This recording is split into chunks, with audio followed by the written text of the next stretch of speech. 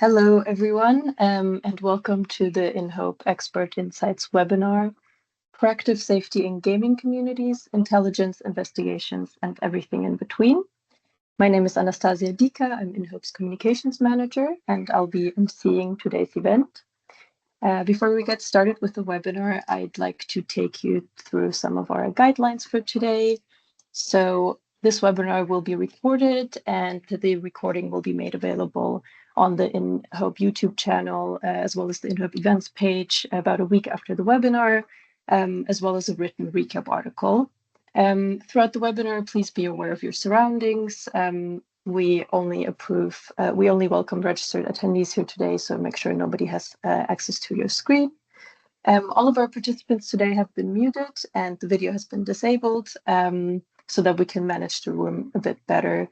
But please, if you have a question, we would love to hear from you. We do have the Q&A function active, so please submit any questions or comments you have via the Q&A function, and we'll make sure to answer all of them towards the end of the webinar. If we run out of time and we can't answer your question, please feel free to send them to communications@inhope.org, and we'll make sure to get back to you as soon as possible. So without further ado, I'd like to very briefly introduce our speakers for today. We have Diba Arjmandi, who has a background in tech and has dedicated the past 6 years to advancing child safety online. She has previously held roles at Meta and Amazon, and she's currently the Child Exploitation Intelligence Lead at Roblox.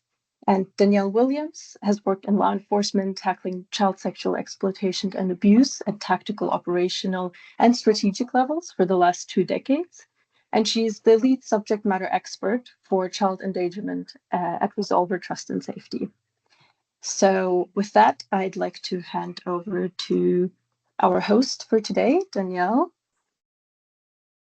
Hi, thank you, Anastasia, and a massive thank you to INHOPE for running these webinars, because the work that you do is absolutely amazing, and the investment in knowledge sharing, I think, is absolutely crucial to be able to ensure that everybody can do their thing, do their bit to make children safer online. So thank you very much for inviting me. Thank you, Diba, for joining me. This is going to be a really interesting conversation. I'm really looking forward to hearing more about the intelligence and investigations work you guys are involved with.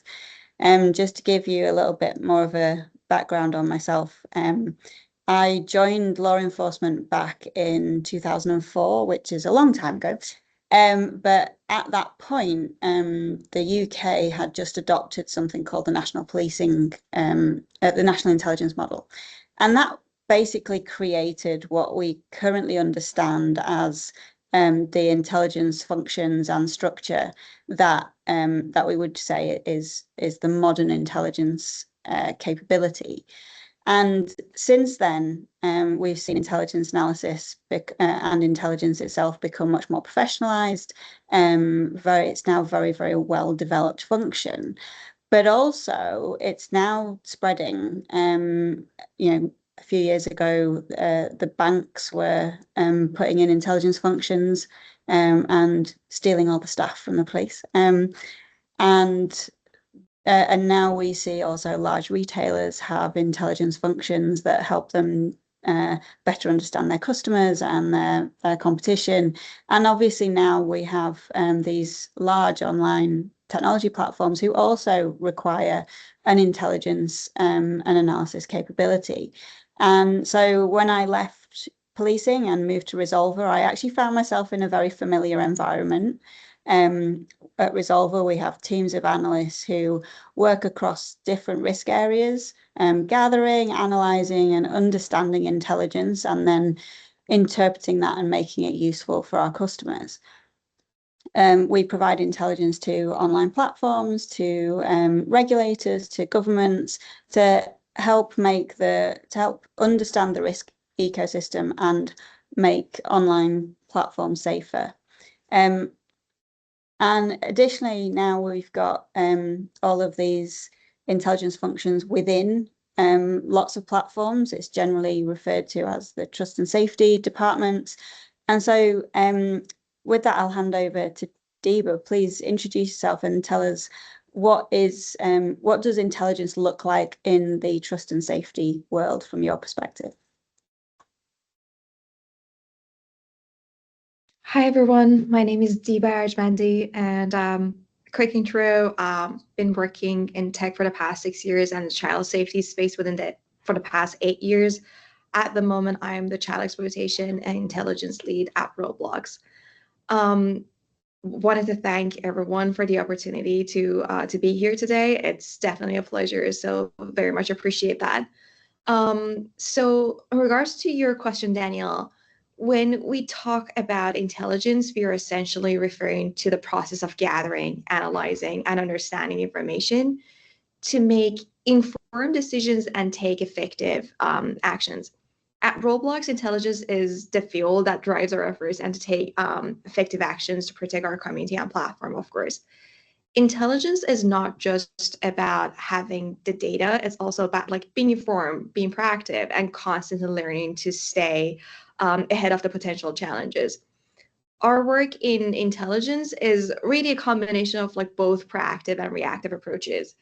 When I'm talking about reactive approaches, I mean, we look at signals that arise from cases flagged through different channels, for instance, things that we see in the press, social media, or flagged by law enforcement.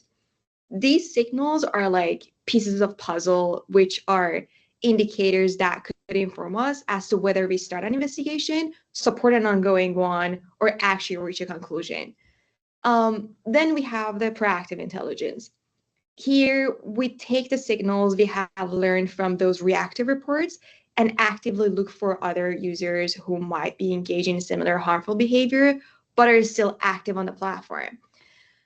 Proactive intelligence also means scanning the horizon of new trends or surfaces and areas which haven't been prioritized in the past or are newly happening. It is important to mention that signals are not just limited to platforms.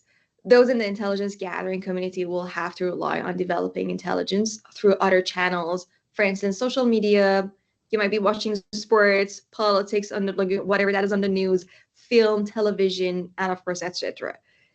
The signal word is something that is constantly evolving and changing. And if we want to have like just give an example, for instance, let's take the language. A word or a phrase that has one meaning today might lose its meaning over time. And a new term or even a symbol like an emoji can take on a very completely different meaning than what we were like that was what was originally intended even a few years ago. This means we can't assume we always know how kids are communicating.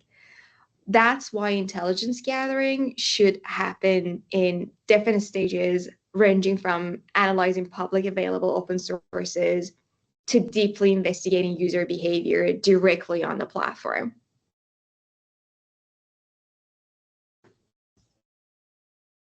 That's super interesting, and I think it resonates very much with a lot of us, particularly I think Adolescence went global, but it was published in the UK, a Netflix drama, and in that they talked a lot about the use of emojis within incel and misogynistic cultures, and then all of the news was all about these emojis.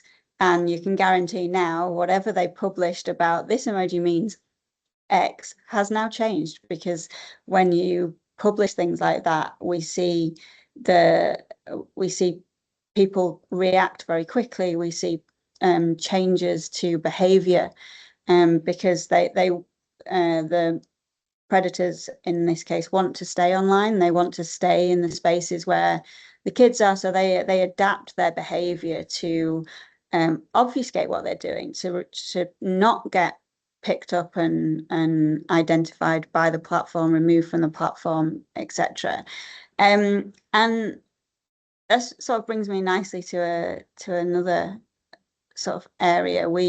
One of the things that we do is we are desperately trying to keep up with that tradecraft, understand how predators change. But from your perspective,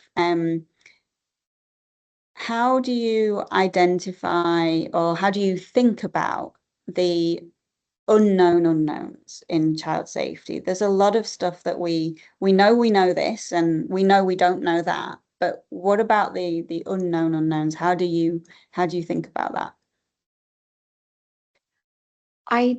Identifying them, of course, is a complex thing. It's so complicated because it is constantly changing. It really depends on how we define the unknown. In some cases, what's unknown to us might already be unknown to those who intend to cause harm. Both in safety and security space, threat actors are becoming more sophisticated and clever, especially with the use of AI, which only speeds up the frequency of some of the threats, including generated CSAM. This gives us the reason for a continuous review of our tooling, success metrics, and capabilities to meet our own ideal standards. Beyond focusing on known threat actors, we also look for indicators and regular behavior within our platform. This includes monitoring for unusual spikes in moderation content, shifts in search terms and user experiences, and identifying disruptive behavior that could signal emerging threats. While many of these indicators aren't entirely hidden, the key is to connect them and, of course, to understand their potential implications for child safety. I believe that to combat the unknown unknown, the industry should expect to continuously consult with their company's own internal experts across various domains, including, for example, engineering, security, legal, and AI teams, to kind of understand the capabilities and limitations of our technologies. It is also a best practice to recognize the vital role of collaboration and knowledge sharing with law enforcement and industry peers, who often provide a broader visibility into emerging threats across different platforms.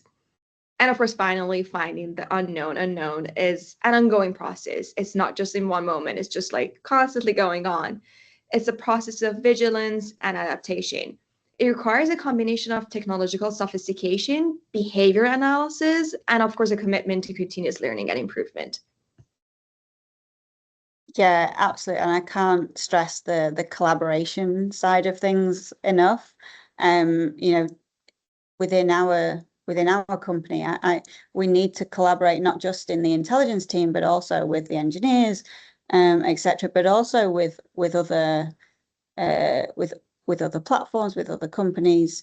The Tech Coalition, I think, does a fantastic job of bringing together so many different platforms and encouraging them to share learning, to share knowledge, and hopefully with things like the Lantern Project to actually share intelligence, because that, I think, is a great place to move towards. Though obviously I understand that it's quite a complex thing.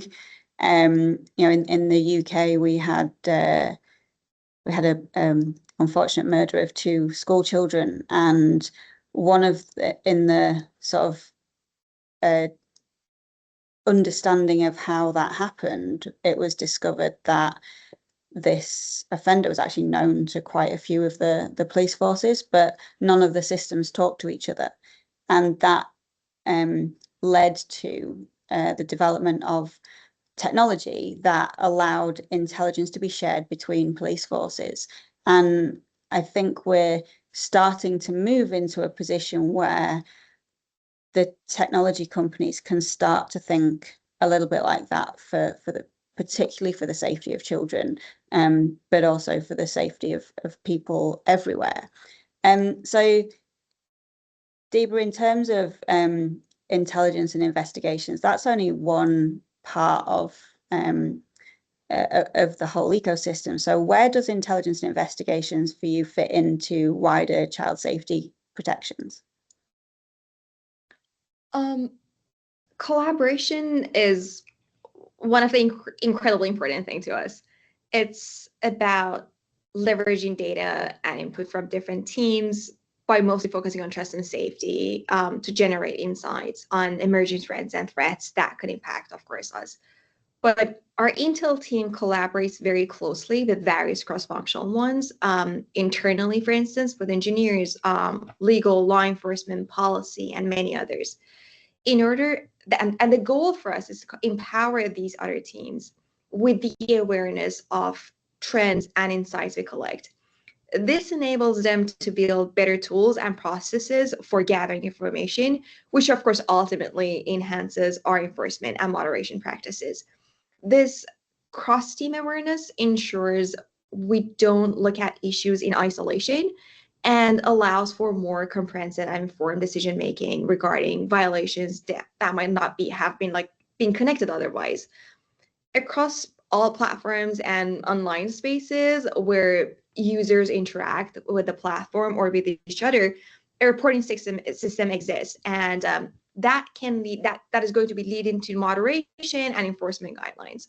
While many might assume that intelligence and investigations are synonymous with moderation, they're actually quite different. Moderation follows community guidelines that define a strike system, and user accounts are enforced based on those internal guidelines and policies and regulations from different countries. While intelligence delves deeper, focusing on observing extreme or borderline cases and behaviors.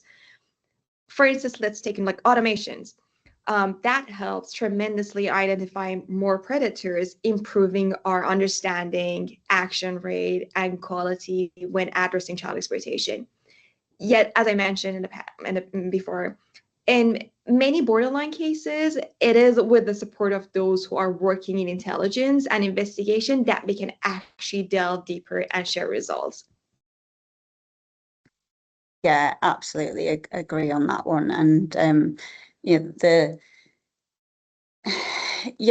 intelligence is always only part of the picture. And I used to use the analogy when somebody said, "Oh, you're an intelligence analyst. What does that mean?" And I used to say, in the law enforcement perspective, if you're a police officer and you get sent to deal with this burglary, you deal with that burglary, you do what you need to do at that crime scene, and then the radio's on and you're like, yeah, you need to go to this domestic now and you need to move on.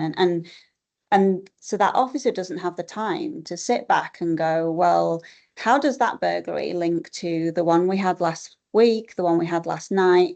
And it's for the intelligence analyst to do that bigger picture stuff and to understand, to see patterns, to understand how risk environments are changing, how offender behavior is changing. But then, and you hope then that intelligence then starts to move towards evidence and then leads to a prosecution, and eventually you hopefully get your day in court with the predators being correctly prosecuted for the offences that they have committed. But also I think intelligence is very valuable for the prevention side of things. So if we're understanding how predators are using platforms, how they are evading detection, understanding that behavior that you talked about, Diba, I think that then helps us understand, how do we do safety by design? How, if predators are exploiting this particular feature of our platform, how can we change that? How can we make that safer? And I think we need to very much be in the prevent space as well. Though I have just spent the last couple of days at a law enforcement conference and listening to all the investigations and thinking, oh, I kind of wish I was back there. But you have to, prevention is always better than cure, isn't it? And we're talking about children here, so I'd much rather we worked, and I think that's one of the things that actually really stands out for me in terms of Resolver felt like a very familiar place for me to be as a police intelligence analyst, but the biggest difference is actually the reach that you have, the impact that you have. So your platform will have millions of users. Some platforms have billions of users, and if you have done something, if you've worked with that platform to make it just that little bit safer, you've done that for every child in the world. And I think that is that's one of the key facets of this. We do it for everybody, and we also need to share that so that all of the other platforms can benefit from our knowledge, from our understanding, because we're about protecting children. You know, this is not about commercials, it's not about money, it's about kids. And I actually think sometimes that's a really good way of getting buy-in on safety measures and things. But in terms of intelligence is new in trust and safety. It's building, it's getting bigger, it's getting more complex. How do you know if an intelligence program is working? How and where are its limits?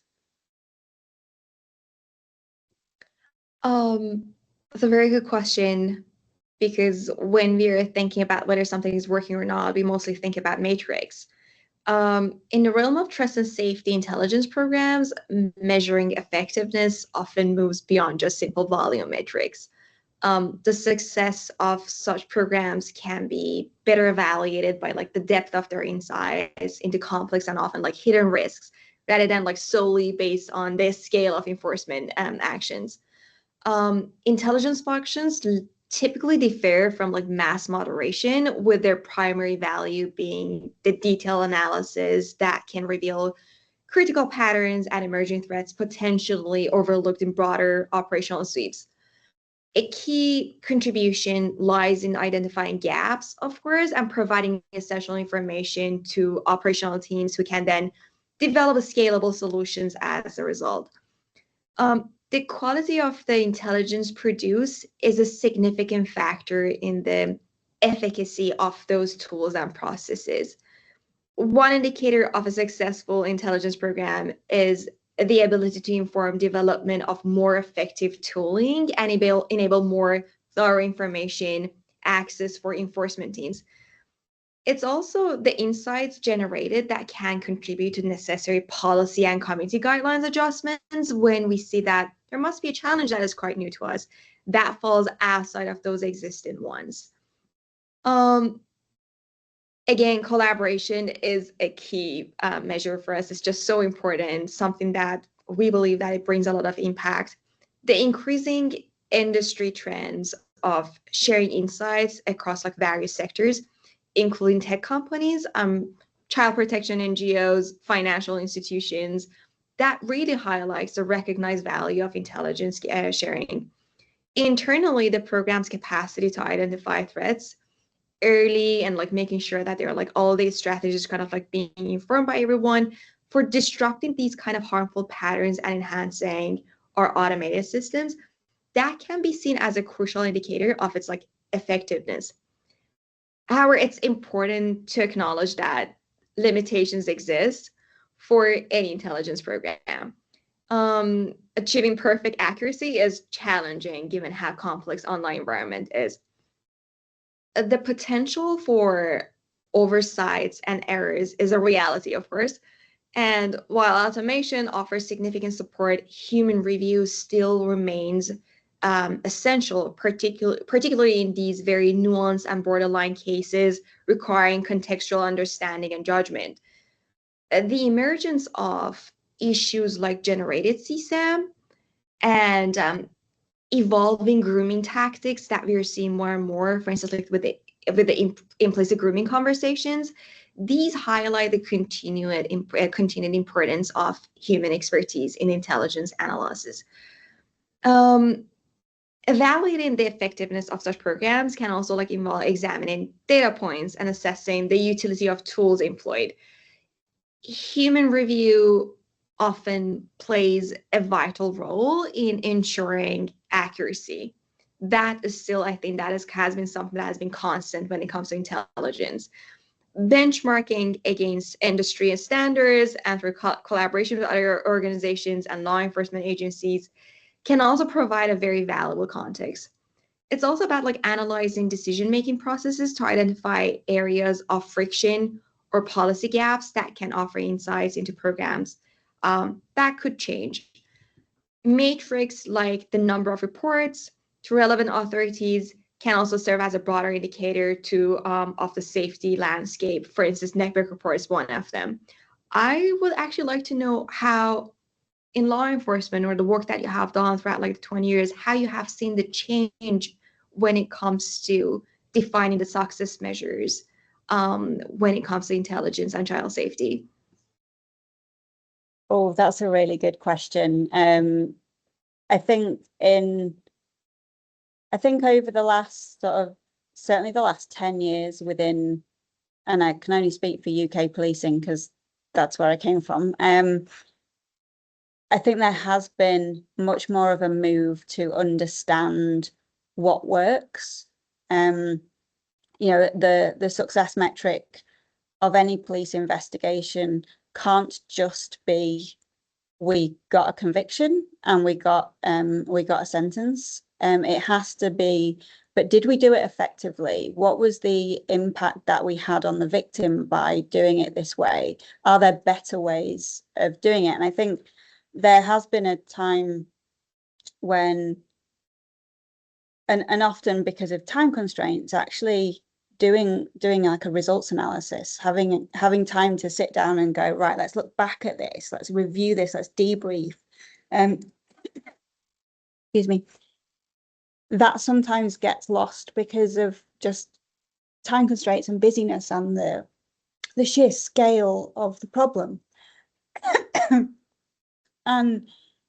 But there's now much more of a focus, certainly within the UK, of collaborating with academia, collaborating with NGOs to really improve the services that policing delivers, including intelligence, including how do we better share intelligence, how do we better understand. And some of these investigations now can be so huge because the biggest thing that the internet and the social media and online platforms have changed is the volume.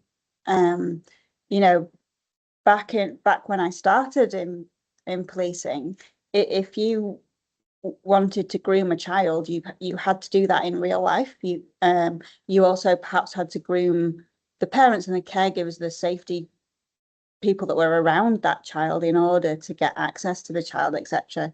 Now you don't have to leave your house. It's all there at the end of your fingertips. If that's what you want to do, and as a result of that, at the conference that I've just been to, I heard some investigations and the sheer volume of imagery, the sheer volume of offenders, of victims. One of the investigations had identified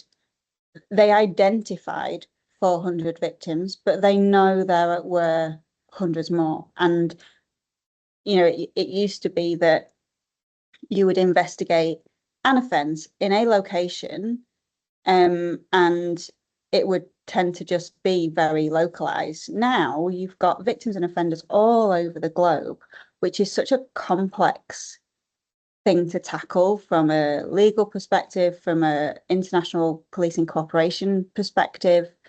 And so the scale of the problem now is causing tensions, but I think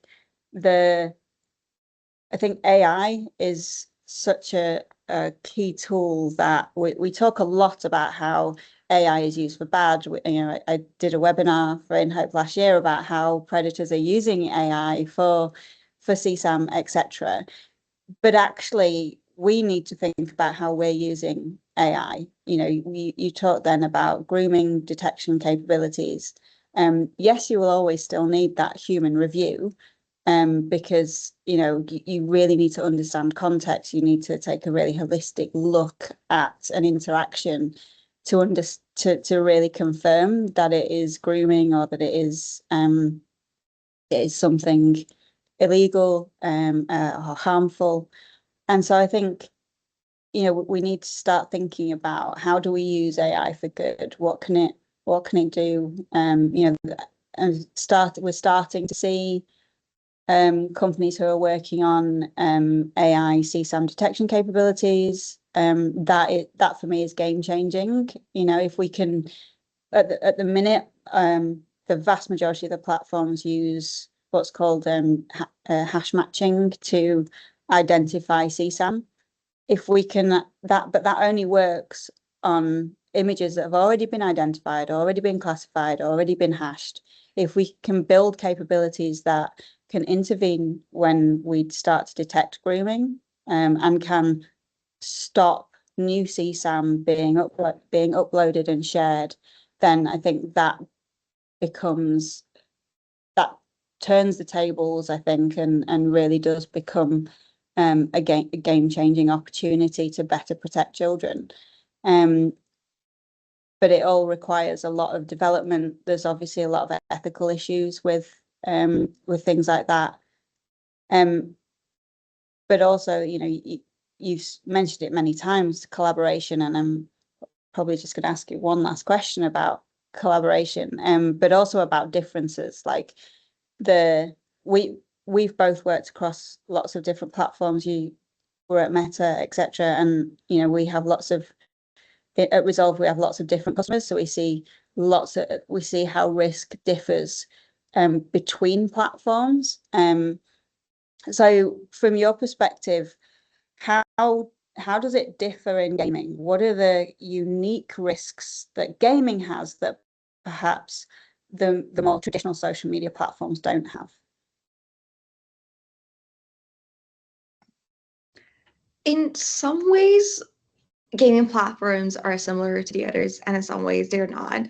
We do see similarities. We do see like differences. I think the nature of the violations, it's kind of like evolving across all platforms. It's not just like about gaming. It's not just about social media. Like it's just across all platforms. As industry reports are indicating, grooming, sextortion, minor sex trafficking, and sharing and selling of CSAM are all drastically increasing. The types of child exploitation are mostly remaining consistent. However, in a gaming platform, the experiences are live, with users interacting and communicating in real time, leading to a fast-paced exchange of information. While social media allows users to exchange imagery and information, the interaction timeframe can differ and vary significantly from seconds to years. At Roblox, for instance, we currently do not allow users to share imagery directly with each other. Of course, they can like customize their avatars and accessories, but sending and sharing imagery in direct messages with experiences within the experiences itself or themselves or games, that is not currently permitted. In the gaming industry, these interactive spaces offer a real-time environment that, of course, can be kind of challenging sometimes. Online platforms, they're all like interconnected. This interconnectedness extends to abusers as well.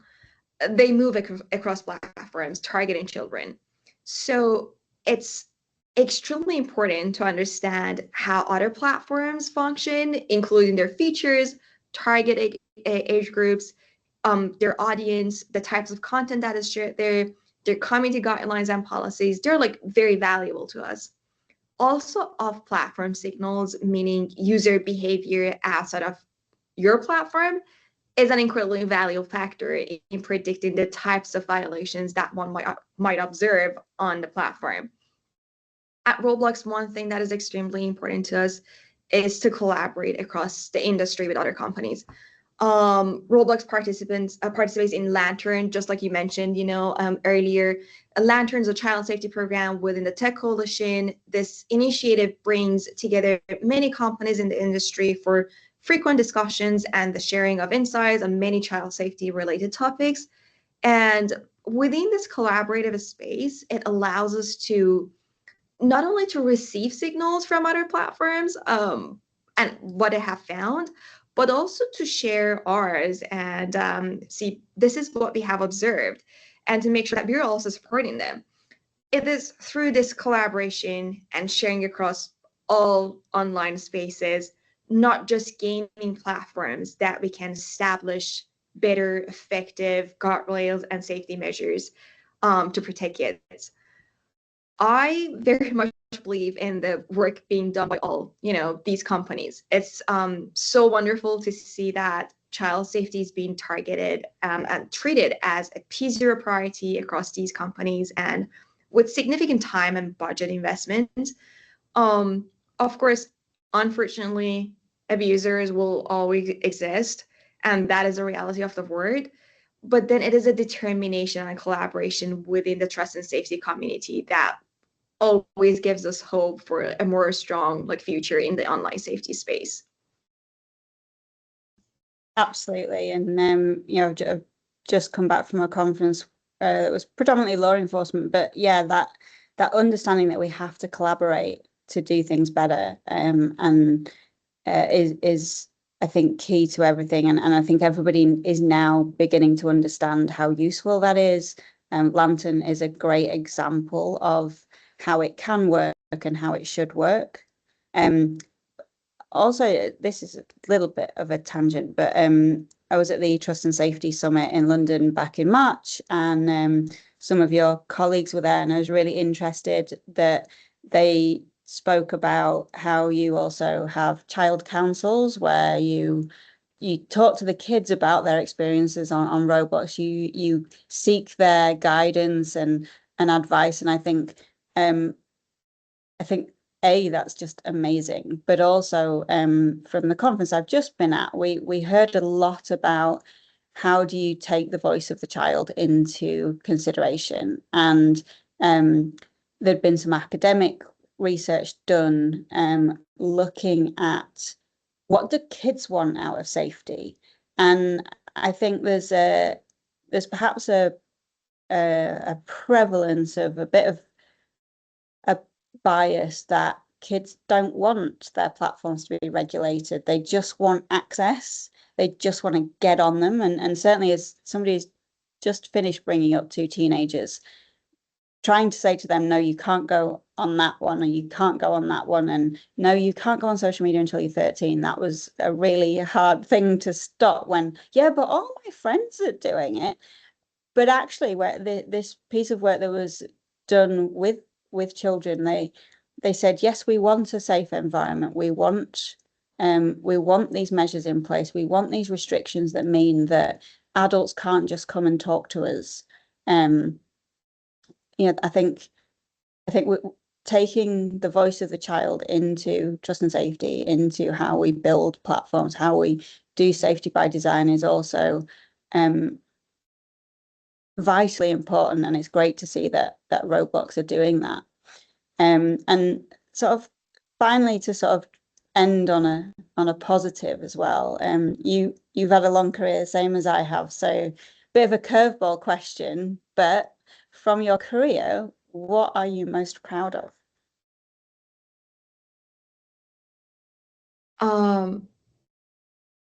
It's definitely the people that I've met along the way, and I do call it a privilege that to learn from so many of these people. From different teams, engineers, lawyers, law enforcement folks, people in ops and moderation, anywhere. That is just there's so many inspiring people around us. And they just bring such unique, amazing sets of skills that it's just kind of everyone with such different backgrounds, and just hear the stories, how they have ended up in child safety, and I'm like, wow, this is just amazing. It's such a kind of meaningful, it is incredibly meaningful and important area. So ever since I started volunteering with an NGO, that was 8 or 9 years ago, and now after these years, I still feel like this is where I belong. And you also meet the people who are kind of come with the same kind of they have the same kind of mindset and belief that they do want to do something, and they really care. And I know it might sound kind of cliche, but everyone here actually just wants to make a difference in the outside world, which that means a lot to me. So I believe that this is probably one of the reasons that many of us would kind of stick around within the same space. And it's just wanting to do something that would make a difference in someone else's world.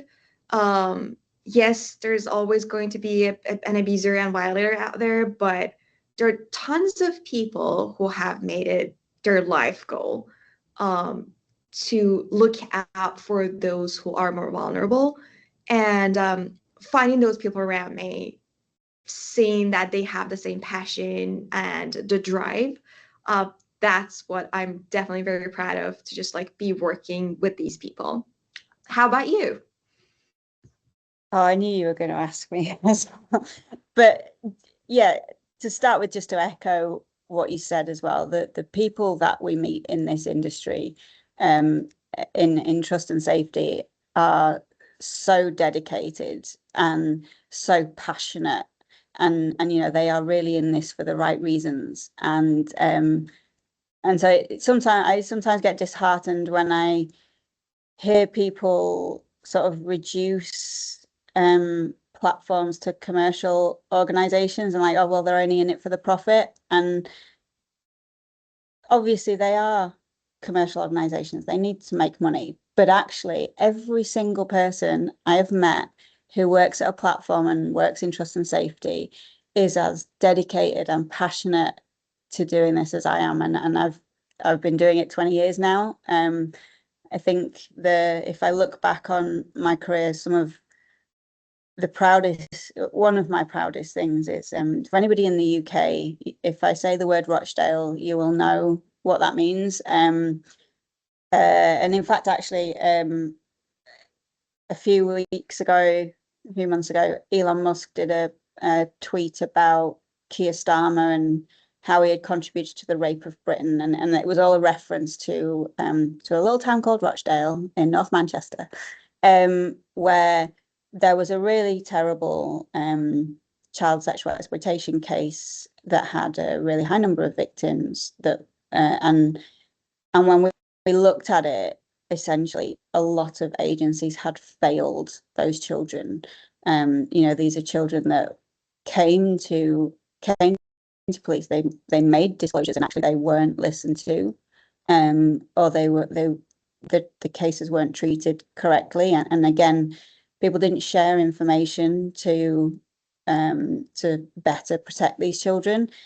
And I was part of the team after the initial convictions, which caused all the newspaper headlines and caused all of the and rightly did cause all of that criticism.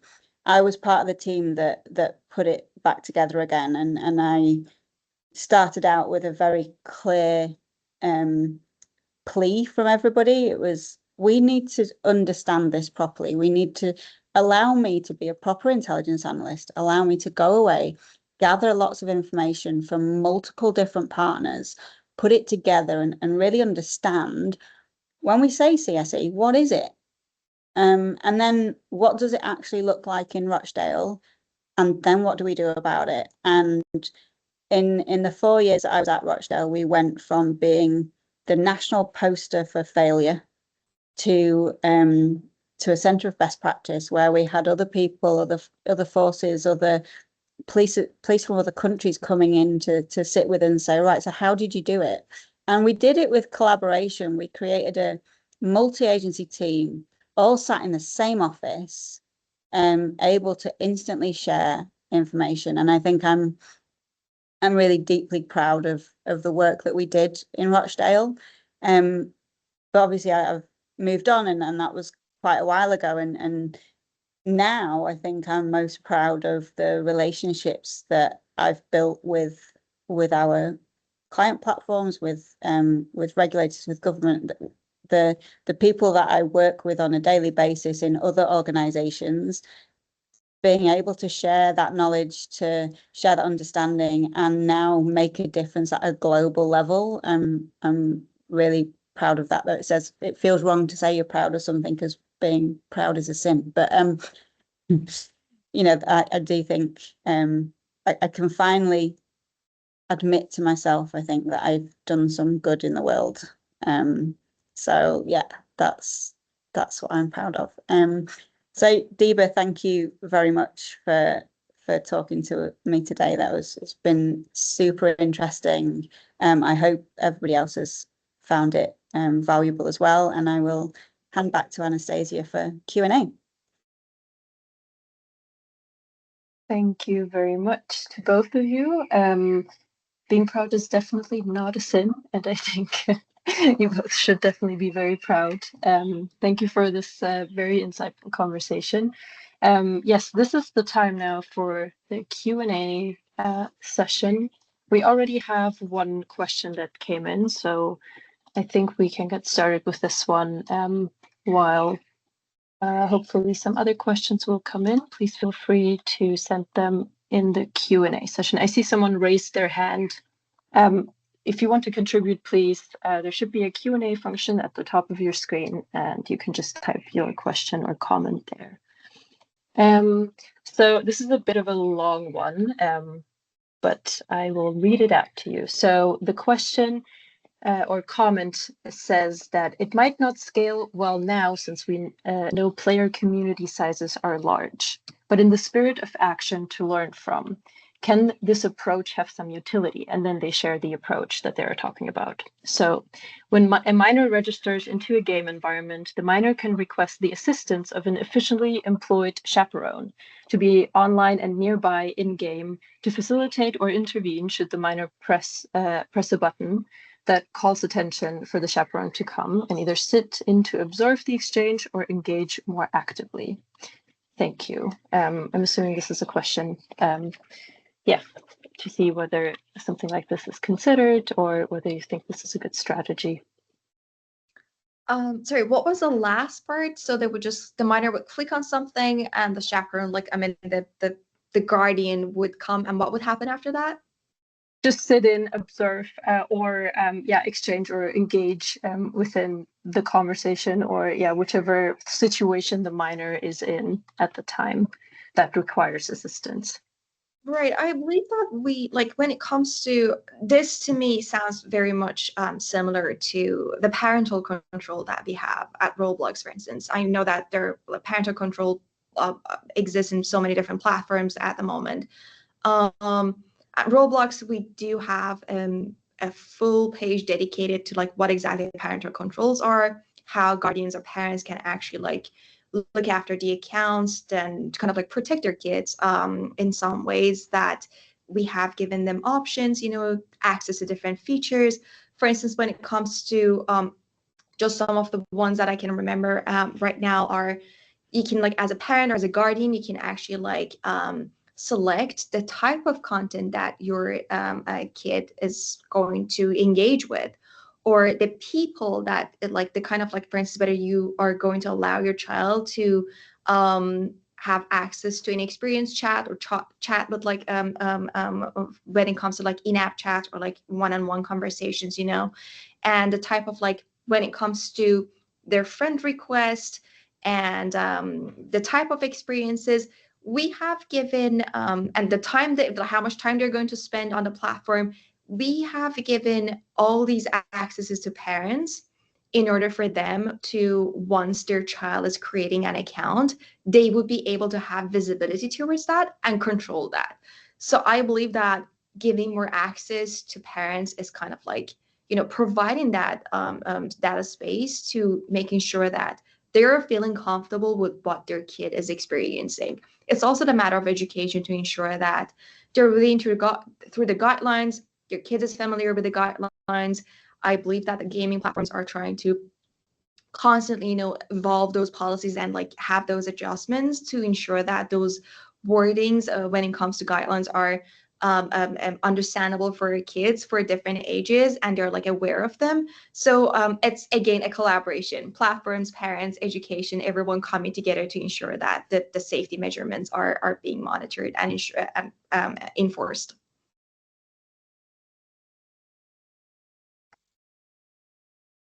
Thank you, Diba. Yes, I hope that answers the question. While we are waiting for other questions to come in, I actually have a question, if you don't mind. So we've talked a lot about cross-industry cooperation, cross-sector cooperation, and we talk about partnerships with platforms and industry. I'm really interested in the partnerships or learning from academia, and how much overlap there actually is in what kind of the research shows in academia versus what you see in the field, and whether these things actually, whether the research shows what you're seeing, whether it shows things you're not yet seeing, or whether it's more retroactively showing what, or analyzing what has already happened.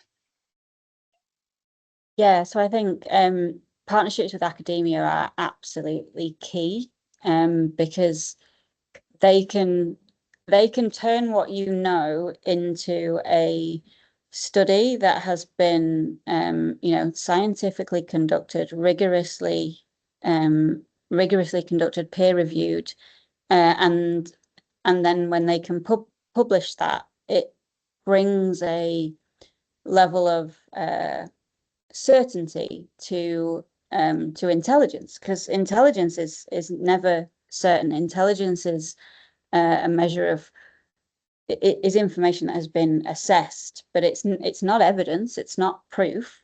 And I think academia gives us the opportunity to do that. And of some of the presentations I've seen over the last couple of days show us, for example, one PhD student did her PhD on understanding sort of the risk indicators that predators will pick up on from a social media profile of a child, and she was able to definitively show that a profile that doesn't have a profile picture, that has the profile picture is something like a drawing or a cartoon or something. It's not a picture of the child's face, and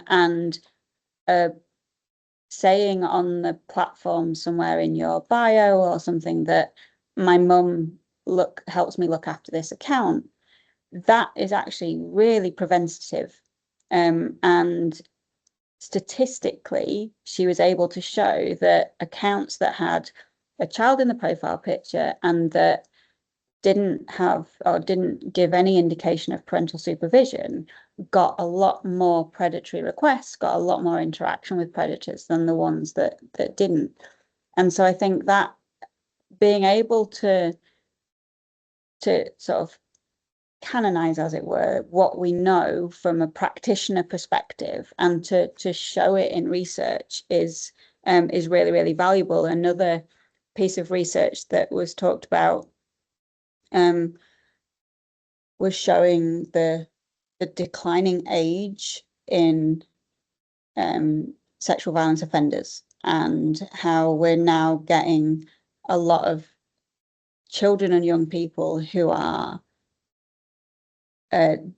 doing some really, really horrible offending. The rise of comm networks at the minute is another serious consideration, and we're seeing offenders get younger and younger. And I think certainly that's going to present a massive difficulty for particularly, I guess, gaming platforms, Diba, that are more targeted towards children. They are supposed to be a safe place for children, and at the minute our conversations are around how do we keep kids safe from adults, and soon we're going to have to start considering how do we keep kids safe from other kids.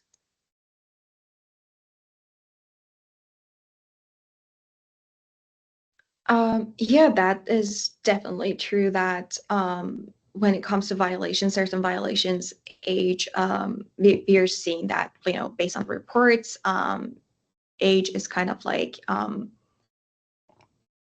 some of these violations are being done by those who are minors. I think it's very much a matter of education as well. We, from the company side, from all platforms, all organizations, all companies, they're trying their best to invest in their trust and safety, what they're doing, anything, collaborate, making sure that the tools are effective. But it's also the matter of education that can happen, in the outside world. Platforms do have links, do have websites. I believe that it's also teaching kids about like the behavior that are allowed in an online environment and what is not. And I think some of that is on platforms, that we have. Doesn't matter, gaming, social media, anywhere educational. And some of that is in the outside world, like out of school. When we were going to school, we just like have the books and everything like in hand. Right now, everything is online. So we do need to have lessons, courses, everything in place, ensure that kids are aware and are being taught about when it comes to online behaviors. This should be a very, I think this should be what we need to focus on when it comes to like how we are going to educate children about the patterns that we are seeing. There's so many studies, but these studies shouldn't just stay with the trust and safety parts. They should just be, they should be talked about continuously. They should be shared, and we shouldn't be. I think it's just like the flow of information, that should exist, not just with adults that, oh, it's just an adult that should protect the kids, but actually, kids being aware of that. So yes, it's a work being done by everyone. Thank you so much, Diba and Danielle. Yeah, I think that both of the things you both said really, again, highlight the importance of knowledge sharing within the space, but also, yeah, educating the public, parents, kids, as much as possible. I am conscious of time, and I think we've approached the end of the webinar. So I will move to just quickly highlight our upcoming session, which is a bit away, but you can save the date already for our session in July, on July 8th, on the challenges and opportunities in financial intelligence with Sally Frank from Cash App and Henry Adams from Resolver Trust and Safety. And now I'd like to leave the last words to both you, Danielle, and Diba. Also, I'd like to thank you so much for your time today. I think the conversation that we heard today was incredibly valuable and interesting, and I'm sure it has sparked a lot of thought in our audience. I'll leave it to you. I'd just like to say thank you to everybody for coming. I think we've probably hammered this point a bit too much, but yeah, the collaboration and knowledge sharing is absolutely key to better protecting children online. So thank you very much for coming. INHOPE, thank you very much for having me. And Diba, thank you very much for joining me. Thank you so much. I really appreciate the time that was dedicated to this session, organizing it. I know a lot of like effort and time went into this. And thank you so much for having me today. Really appreciate that. It was an absolute pleasure to have you both. And thank you for all of our attendees for joining us today. And have a lovely rest of your day wherever you are. Thanks. Bye-bye.